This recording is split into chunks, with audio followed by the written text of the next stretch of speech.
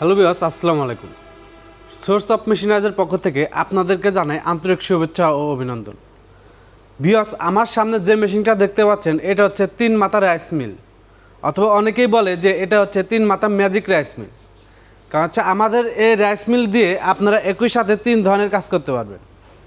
এই রাইস মিলের সাথে আছে রাইস মিল, একটা পালভাইজার, আর একটা হচ্ছে গ্রাইন্ডার।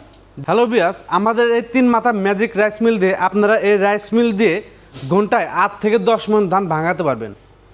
তারপর দেখতে পাচ্ছেন ক্রাশার, যেটা কিন্তু আগের থেকে অনেক বড় এবং অনেক হ্যাভি।